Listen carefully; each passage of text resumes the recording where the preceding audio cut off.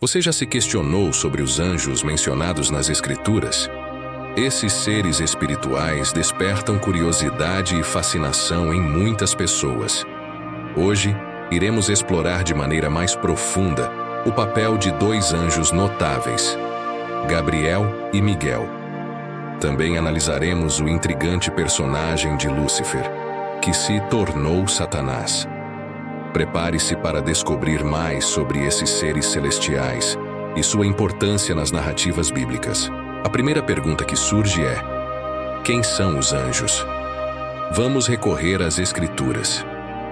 Quando estudamos o Antigo Testamento, por exemplo, descobrimos que os anjos são mencionados 108 vezes. Eles intercedem nas vidas dos patriarcas Abraão e Jacó, como mostrado no livro de Gênesis. No livro de Êxodo, Moisés também encontrou anjos durante o período de peregrinação no deserto. Êxodo, capítulo 14, versículo 19 diz: Então o anjo de Deus, que ia adiante do exército de Israel, se retirou e ia atrás deles. Também a coluna de nuvem se retirou de diante deles e se pôs atrás. No total, a palavra anjos ou anjo aparece 32 vezes no livro da Lei de Moisés. Os anjos de Deus são apresentados nas Escrituras como a hóstia dos céus. Os anjos são seres reais, não são figuras míticas ou opiniões. São personalidades espirituais e têm um impacto físico. Assim como o mundo demoníaco está oculto, o mundo angelical também está. Os anjos nos cercam e seu impacto dinâmico é inegável. Embora não possamos vê-los, não há nada que os anjos de Deus não observem. Podemos não ser capazes de tocá-los, mas eles podem afetar as pessoas. Embora não possamos lidar com eles, podem destruir, como no caso do anjo que foi adiante de Moisés ao Egito e destruiu toda uma nação. A invencibilidade é uma característica importante dos anjos de Deus. Essa característica indica a diferença entre demônios e anjos. Somente a hóstia dos céus se destaca em força. Salmo 103, versículo 20, que diz: Bendizei ao Senhor todos os seus anjos, vós que excedeis em força, que guardais os seus mandamentos, obedecendo à voz da sua palavra. Houve uma guerra no céu liderada pelo arcanjo Miguel contra Satanás e seus anjos.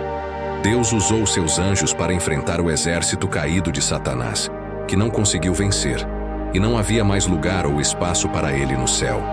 Apocalipse capítulo 12, versículos 7 e 8 relata: Houve peleja no céu. Miguel e os seus anjos pelejaram contra o dragão. Também pelejaram o dragão e seus anjos, mas não prevaleceram. Nem mais se achou no céu o lugar deles.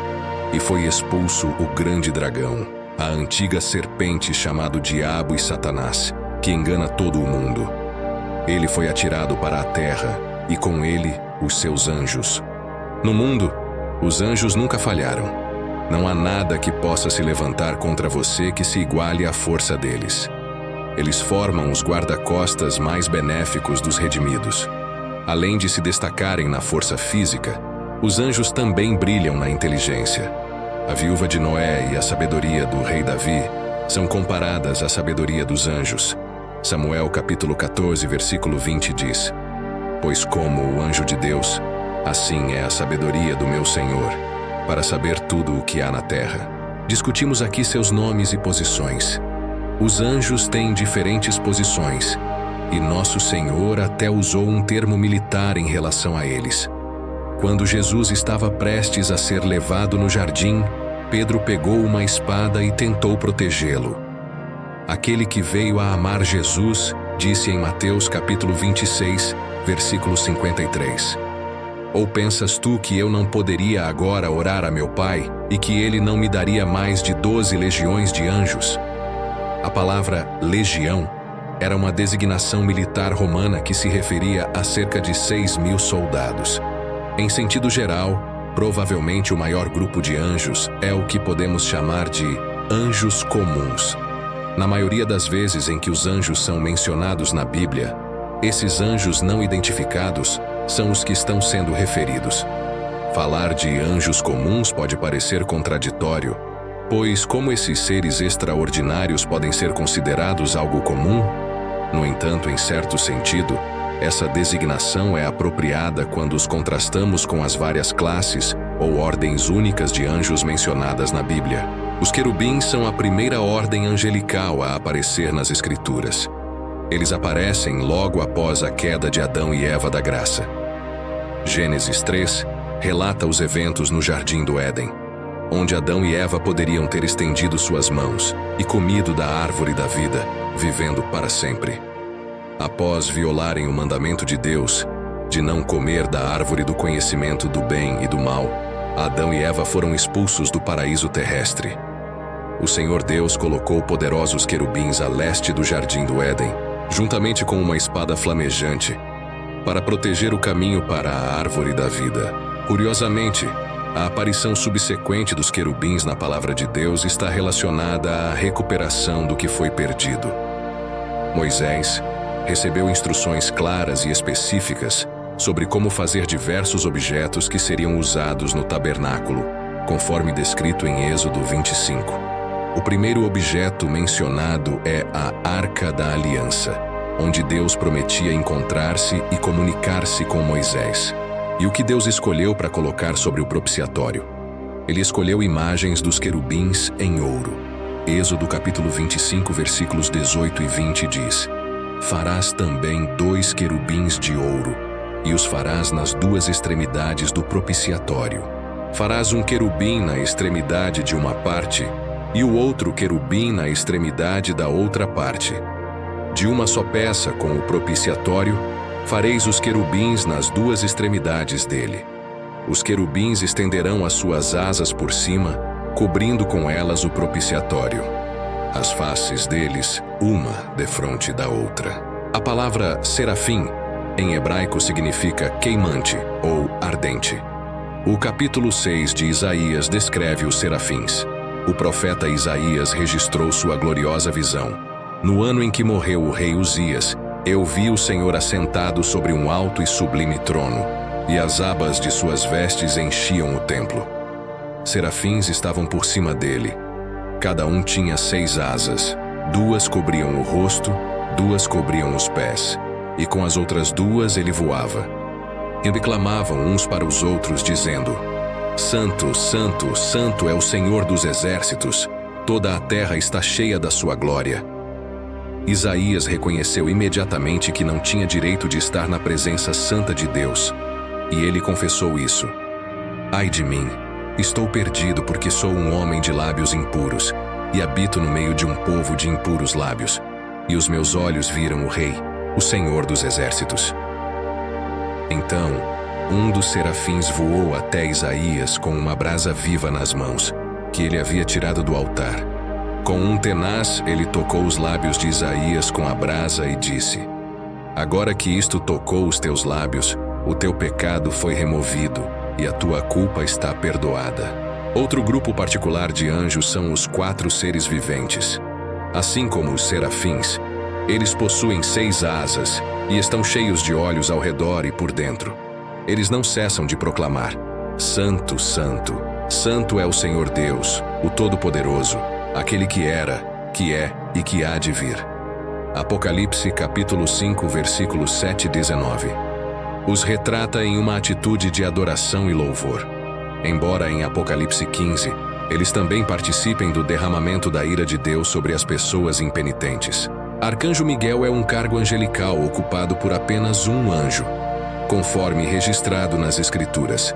A palavra arcanjo significa príncipe principal, indicando que esse anjo é o mais proeminente de todos os santos anjos.